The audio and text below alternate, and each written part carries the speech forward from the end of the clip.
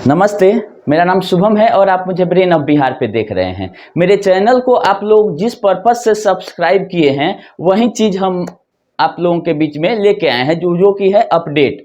सहारा India के case से related या जो भी इम्प्रूवमेंट होता है डे टू डे और वो बताने लायक रहता है तो हम आप लोगों को अपडेट कर देते हैं। कोई भी ऐसा मुद्दा नहीं है जो कि हम छोड़ देते हैं कि ये अभी बताए और फिर 2 महीना बाद भूल गए। उसी क्रम में 11 मई को SFIO वाला मैटर दिल्ली हाई कोर्ट में लिस्टिंग है, क्योंकि लास्ट जब फरवरी में लिस्टिंग हुआ था 22 फरवरी 2023 को, उस समय एडजॉर्न कर दिया था दोनों तरफ से कि ये मामला सुप्रीम कोर्ट में day to day constitution bench में सुना जा रहा है, ये बोल के, जो कि ऑर्डर में लिखा गया है 22 फरवरी को। तो दिल्ली हाई कोर्ट ने बोला कि ठीक है, जब सुप्रीम कोर्ट में सुना जा रहा है तो आप मई में लेके आइए फिर 2 महीना बाद। तो 11 मई को ये इसका लिस्टिंग है। अब ये अलग बात है कि कॉन्स्टिट्यूशन बेंच में डे टू डे कौन सा मामला चल रहा था, उसका केस नंबर नहीं दिया हुआ है। कितना बड़ा झूठ, वो भी कोर्ट में बोल दिया गया और कोर्ट एक्सेप्ट कर लिया। आप लोगों को पता है कि कोई कॉन्स्टिट्यूशन, ये आपका संविधान पीठ में कोई सहारा का मैटर सुना जा रहा है? फरवरी में भी सुना जा रहा था, हमको तो नहीं मिला। आप लोगों को मिला तो केस नंबर हमको कमेंट में बता दीजिए। तो ऐसे ही भ्रमित करने वाला काम किया जा रहा है। खैर 11 तारीख में देखिए कि SFIO वाला केस भी वो सोसाइटियों की तरफ भी ड्रॉ कर लेती है सहारा कि चलने देती है, क्योंकि इसके पक्ष में तो कुछ आते हुए नजर नहीं आ रहा है। इसमें भी सहारा हाउसिंग इन्वेस्टमेंट कॉर्पोरेशन का जो मामला था वो सहारा ही लेके गई है दिल्ली हाई कोर्ट में, जिसमें स्टे लगाया था दिल्ली हाई कोर्ट ने पहले, लेकिन उसके अगेंस्ट में जो यूनियन ऑफ इंडिया है सुप्रीम कोर्ट से परमिशन ले लिया कि नहीं, 3 कंपनियों का इनका जांच हो चुका है और इससे रिलेटेड और 6 कंपनियों का जांच हमको करने दिया जाए, जिसका परमिशन सुप्रीम कोर्ट ने पिछले वर्ष ही दे दिया था। लेकिन अब 6 महीना 8 महीना से ज्यादा हो गया, अभी तक कोई रिपोर्ट नहीं आया। इसके पीछे का रीजन क्या है? आप कम से कम कोर्ट में ये तो स्टेटस रिपोर्ट तो लीजिए कि हाँ क्या हुआ। हाँ ठीक है, SFIO रिपोर्ट अपना सेंट्रल गवर्नमेंट को सौंपेगी।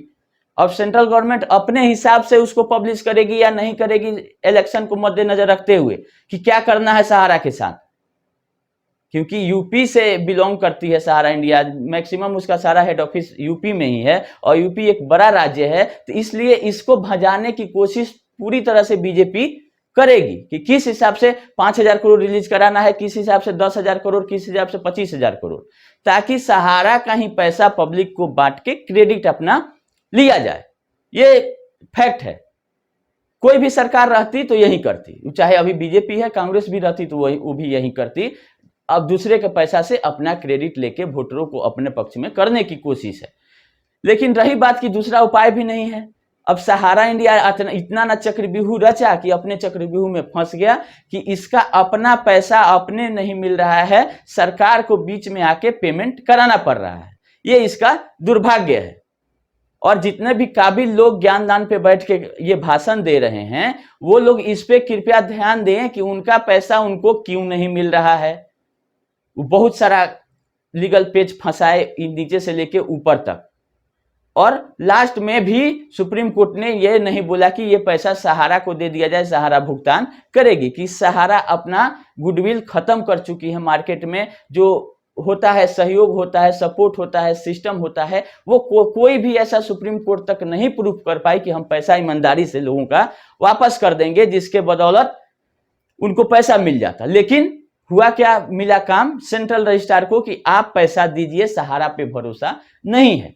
और अभी भी अपना स्टैंड क्या है नहीं है, ना पेपर के माध्यम से ना कोर्ट में भी कोई इनके वकील बोले जब 5,000 करोड़ रिलीज हो रहा था, ऐसा कोई ऑर्डर नहीं है कि सहारा का ये स्टैंड था।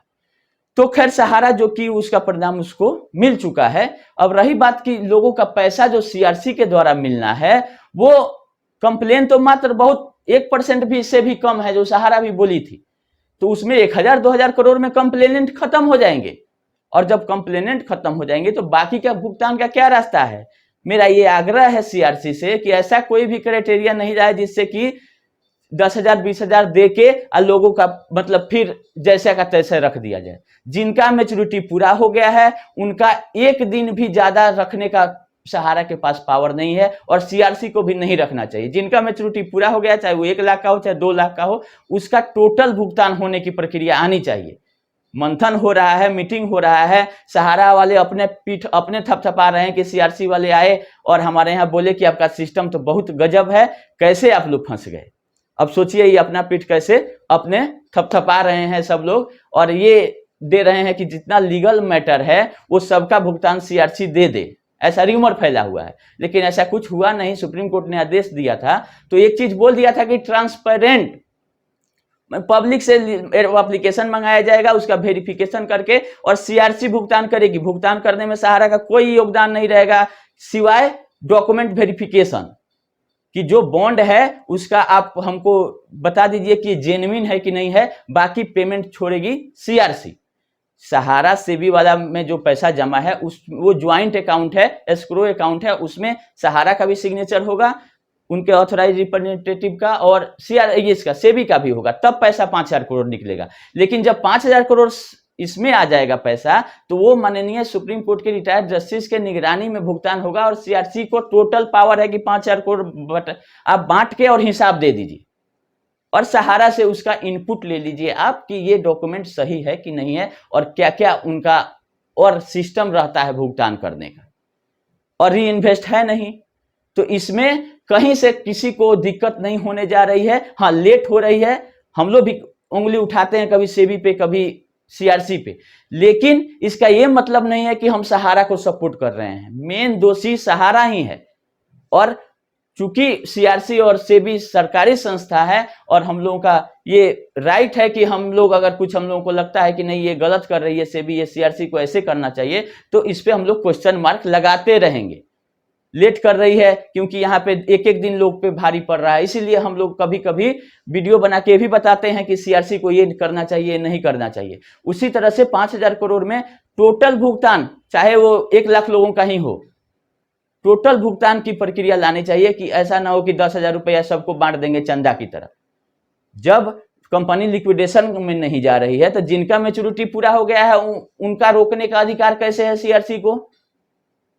अगर लिक्विडेशन में कंपनी जाती तो होता कि पैसा कम है और लेने वाले ज्यादा है, तो आप प्रोपोर्शनेट कर देते हैं कि हाँ जिसका 10,000 है उसको 5,000 दीजिए, जिसका 1 लाख है उसको 50,000 दीजिए। लेकिन जब कंप्लेन ही 1% है और 1,000-2,000 करोड़ का है और 5,000 आपको अभी मिल गया है और आप एप्लीकेशन मंगा के आप 20,000 करोड़ का मंगा लीजिए।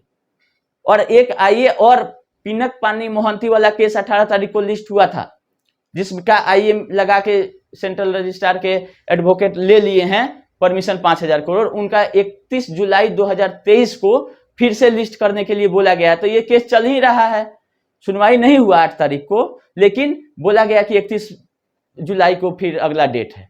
तो आप 5,000 करोड़ का व्यवस्था बना लीजिए और 20,000 करोड़ 25,000 करोड़ टोटल आपका लेने का एक रास्ता खुल गया है कि हमने 5,000 करोड़ बांट दिया 9वें महीना के अंदर। ऐसा जरूरी नहीं है, सुप्रीम कोर्ट का ये कहीं आदेश नहीं है कि आप 3 महीना में पेमेंट नहीं कर दीजिए। 9 महीना के अंदर का मतलब होता है कि 2 महीना में भी आप कर सकते हैं। ऐसा नहीं है कि आप 8 महीना 29 दिन पे टोटल पेमेंट छोड़ें। आप 9 महीना के अंदर फिर एक आईए डालिए कि मैंने भुगतान कर दिया 3 महीना में और हमको 10,000 करोड़ दिया जाए। हम आप लोगों को बता भी दिए थे कि जब भुगतान हुआ था, दिखाया गया था, हुआ था कि नहीं हुआ था ये तो कोर्ट का मामला है। किसका? जो इसमें सहारा बोली थी कि हम कैश में 15,000 करोड़ लिए और भुगतान कर दिए, जिसमें से 13,600 करोड़ रुपया था कि हम सोसाइटियों से लेके कैश में भुगतान किए सहारा इंडिया के थ्रू। तो वो भी 13,000 करोड़ आपका लीगल पॉइंट बनता है। जब 5,000 करोड़ छूटा तो उसमें कहीं नहीं बोला गया था कि 2253 करोड़ सोसाइटियों का जमा है वही दिया जाए। आपको एक मुश्त 5,000 करोड़ दे दिया गया। इसका मतलब कि इसका रास्ता खुला हुआ है कि 5 के बाद आप 10, 10 के बाद 25,000 करोड़ बांट सकते हैं। और 25,000 करोड़ का अगर बांट देते हैं आप तो 50% ऑफ मैच्योरिटी जिसका पूरा हुआ है उसका टोटल लोन का भुगतान हो जाना चाहिए। क्योंकि जिनका भुगतान 24 में पूरा है, 25 में 28 तक में है, तो वो जब मैच्योरिटी पूरा होगा तो उस समय देखा जाएगा कि सहारा से भी मुख्य विवाद जो है वो निस्तारण होगा, मेम्बी वैली का नीलामी होगा, उधर से भी पैसा आएगा। लेकिन अभी 25,000 करोड़ आप बांट सकते हैं 9 महीना के अंदर। तो मेरा यही रिक्वेस्ट है कि आप सिस्टम बनाइए और टोटल भुगतान करने के दिशा में कि जितना लोगों का कंप्लेन है उनका 100% पेमेंट हो। तो यही अपडेट देना था कि पिनक पानी मोहंती वाला आपका 8 मई को लिस्ट हुआ था, लेकिन वो फिर चला गया 31 जुलाई को, और 31 और 11 मई को आपका है दिल्ली हाई कोर्ट में SFIO का, अब उसमें विड्रॉ करती है सहारा की, आगे सुनवाई होता है। जैसा अपडेट रहेगा हम लोगों को आप लोगों को बता देंगे। अब रही बात कि ई स्कूट भी का भी लोग बहुत ज्ञानदान पे चर्चा कर रहे हैं कि ई स्कूट में करिए, तो हम पहले ही देर ना हो जाए इसीलिए आप लोगों को सचेत कर देते हैं कि ये जो कंपनी है E scoot mobilisation solution mobilisation private limited करके है, इसमें सहारा इंडिया से क्या रिलेशन है ये हमको बता दे ज्ञानदान वाले लोग। जो दोनों डायरेक्टर हैं, नाम से पता चलता है कि ये महिला हैं, हिमांशी सागर और मीना तिवारी, और इनका दूसरे कंपनी में कहीं डायरेक्टरशिप नहीं है। ये आदमी कौन है, किसी को पता है कि ये कंपनी सहारा ग्रुप की कैसे हुई? दूसरा, एक बड़ा झूठ बोल दिए, जो उसमें एक डाटा लेके आते हैं सर, वो अपने आप को समझते हैं कि हम फाइनेंशियल एक्सपर्ट हैं उतना लोगों में, तो उनको हम बता दें कि ऑथोराइज कैपिटल और पेड अप कैपिटल में अंतर होता है। जैसे कि आप लोग को एक सिंपल एग्जांपल देते हैं कि हाथी का दांत आप लोग देखे हैं, दिखाने वाला और खाने वाला कोई और, तो उसी तरह से ऑथोराइज कैपिटल एक्चुअली वो कैपिटल होता है जो कि मैक्सिमम कैपिटल उतना, उससे ज्यादा कैपिटल कंपनी अपना नहीं लगा सकती है, वो मैक्सिमम कैपिटल होता है, केवल दिखाने के लिए होता है। उतना पैसा कंपनी में सेम डे में नहीं दिया जाता है कंपनी शुरू करने के लिए। और पेडअप कैपिटल मतलब कि हम अपना रजिस्ट्रेशन करा लिए 10,000 करोड़ 10 लाख से, और पेडअप होता है जो बिजनेस में इंट्रोड्यूस डाल दिया गया कि हाँ 1 लाख से मेरा व्यापार शुरू हो रहा है, वो पेडअप कैपिटल होता है। तो जो बता रहे थे जिस कंपनी का नाम जिसमें ये है ई स्कूट करके है, इसमें 1 लाख पेडअप कैपिटल है, मतलब इनका व्यवसाय 1 लाख पूंजी से शुरू हुआ है। आप लोग समझ जाइए कि कितनी बड़ी कंपनी ये बनेगी। आजकल कोई दुकान भी खोल रहा है तो 5 लाख 4 लाख 10 लाख से खोलता है, और ये 1 लाख का खोल के, और इसमें बताया जा रहा है कि रेंटल योजना बहुत सारा दिया जा रहा है। और तीसरा चीज की सहारा इंडिया से क्या रिलेशन है, जब कोई कॉमन डायरेक्टर नहीं है, नाम भी सहारा से नहीं रिलेटेड है, तो हम कैसे बोले कि ये सहारा ग्रुप की कंपनी है? आपके ज्ञानदान पे बैठ के बोलने से कल होके पैसा अगर देने में डिले किया, जो आपका रेंटल स्कीम है, ऐसा स्कीम आप लाते हैं जो दुनिया में कहीं नहीं रहता है, वो नया चीज आप लाके दे देते हैं। खैर 99% एजेंट लोग समझ चुके हैं, उसके फेर में नहीं पढ़ रहे हैं, लेकिन 1% जो पढ़ रहे हैं उनको मैं जागरूक कर देना चाह रहा हूं कि इनसे पूछिए कि ये दोनों डायरेक्टर कौन हैं और ये कंपनी करेगी क्या, जिससे कि आप लोगों का इंटरेस्ट के साथ प्रिंसिपल वापस कर रही है। क्या ये सेबी के प्रीव्यू में नहीं आएगा अगर पैसा आप लेके 50 आदमी से ज्यादा का और फिर इंटरेस्ट के साथ वापस कर रहे हैं? तो रेंटल जहां इनकम आता है वहां जीएसटी का बात आ जाता है, तो क्या जीएसटी के पेच में ये कंपनी कल होकर नहीं फंस जाएगी? ये सब चेकिंग हुआ है कि नहीं हुआ है कंपनी? नहीं तो हो सकता है कि 5 साल बाद कुछ लोगों का पैसा उठा ले, फिर लोग कहें कि एमसीए ने तो रजिस्ट्रेशन दे दिया था, एमसीओ को पहले चेक करना था, हम लोग फंस गए।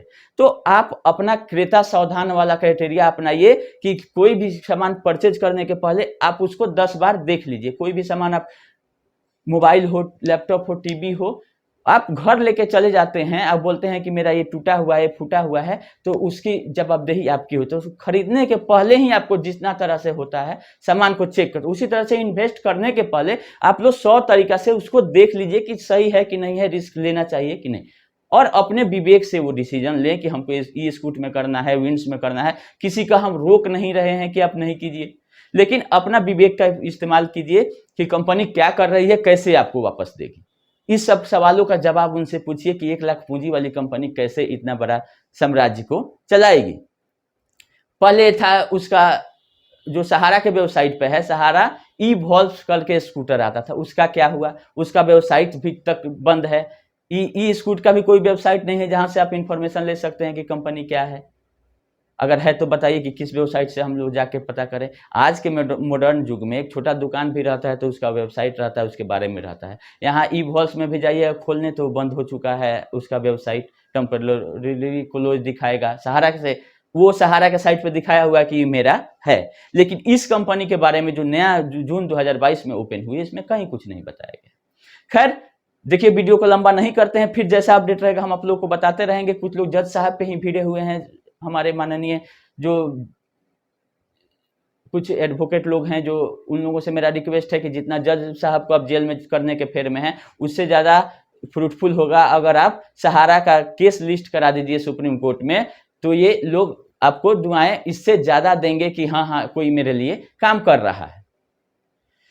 खैर जिसका जो भी छोटा छोटा चैनल है, चाहे जो बहुत सारा फ्रॉड भी है, कल जी न्यूज वाला एक पुराना वीडियो अपना नाम डाल के एक महानुभाव ठेल दिए हैं, पूरा वायरल कर दिए हैं कि हाँ इन्हें बैठक अमित शाह किए हैं। तो सहारा इंडिया का तो डिसाइड होगा कि बाद में वो फर्जीवाड़ा किया, SFIO जांच करके रिपोर्ट देगी कि किया कि नहीं किया, तब पता हो। लेकिन कुछ यूट्यूबर फ्रॉड आ गए हैं सहारा से रिलेटेड अपना वीडियो चलाने के लिए, कुछ से कुछ बोल दे रहे हैं। उनको कोई ज्ञान नहीं है कि जो बोल रहे हैं इस पे हम मनीष कश्यप के तरह जेल में भी जा सकते हैं। खैर छोटा चैनल है, कोई नहीं पूछ रहा है, लेकिन छोटा हो चैनल या बड़ा हो, नियम कानून सबके लिए सेम है। आप कोई किसी का वीडियो डाल रहे हैं, वो स्ट्राइक मार के आपका ये चैनल भी बंद करा देगा, आप पर केस भी हो जाएगा, आप जेल में भी जा सकते हैं। तो इसीलिए इस बात को समझें, लोगों को भ्रमित करने के लिए इधर उधर का वीडियो नहीं डालें। और जो लोग देख रहे हैं, इन लोगों का चैनल भी आप लोग क्यों सब्सक्राइब कर रहे हैं? जो एक बार गलत वीडियो पीछे का डाल दिया, उन लोग अब तो उनका मेंटेलिटी समझ जाइए कि उनका पर्पस क्या है, आपको इधर से उधर घुमाना, भ्रमित करना। तो ऐसे लोगों का चैनल आप लोग नहीं देखें। आप लोग देख रहे हैं तभी दिखा रहे हैं। बेरोजगारी इतना है देश में, तो कहीं से कुछ नहीं मिल रहा है तो पुराना नया एक ही कैसेट को उलट के पलट के बता रहे हैं, कोई काम नहीं है। तो उन लोगों से हम कहना चाहते हैं सही जानकारी जरूर दीजिए आप, और जो जानकार लोग हैं, अच्छी जानकारी दे रहे हैं, वो कृपया कर जज साहब को जेल में भेजने के सिवाय अगर सहारा इंडिया के पे भी कुछ अपना रिसर्च करें कि सहारा ने क्या क्या अभी तक किया है, उसको भी पब्लिक में लाएं। छोटा चैनल है, तब तक आपका मुद्दा वो पकड़ के उठाएंगे, जैसे ही बड़ा होगा वो मुद्दा आपका कहीं और चल गया। उनका टारगेट क्या है कि आप उनसे जुड़ जाइए। एक बार जुड़ जाइएगा तो 20 वीडियो डालेंगे, एक सहारा का डाल देंगे, 19 वीडियो आप उनका देखिए और चैनल को बड़ा कीजिए। जो बड़ा हो जाता है वो फिर सहारा का मुद्दा काहे के लिए उठाएगा। सहारा का जो बोला जाए कि 10 करोड़ इन्वेस्टर हैं, लेकिन जनसंख्या 140 करोड़ से ऊपर है। तो जो भी बड़े चैनल है वो 130 करोड़ का देखेंगे कि 10 करोड़ का देखेंगे। जो 130 करोड़ लोग का मैटर है वो उठा रहे हैं, वो बड़ा हो गए हैं। और ये लोग इसीलिए 10 करोड़ वाले का उठा रहे हैं कि लोग देख रहा है, और जैसे ही ये चैनल बड़े होंगे आपका मुद्दा छोड़ देंगे, कोई इनको मतलब नहीं है। तो उन लोगों पे भी आप लोग ध्यान दीजिए कि कौन चैनल किस लिए वीडियो बना रहा है।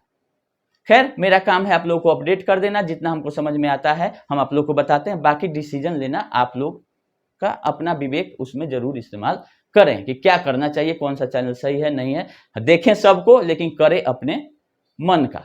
जो आपको मन करे कि हाँ कंप्लेन भेजना है, क्लेम करना है, आप 5 जगह से वीडियो देखिए, जो आपका मन करे वहीं करिएगा। मेरे कहने से आप नहीं चले जाइए इस पे मैनेजर पे FIR करने चाहिए। मेरा एक सुझाव है, और एक हमको जो समझ में आता है हम अपना ओपिनियन देते हैं। अभी के लिए इतना ही, फिर जैसा अपडेट अगर 11 तारीख वाला में आता है हम आप लोग को बताएंगे। धन्यवाद।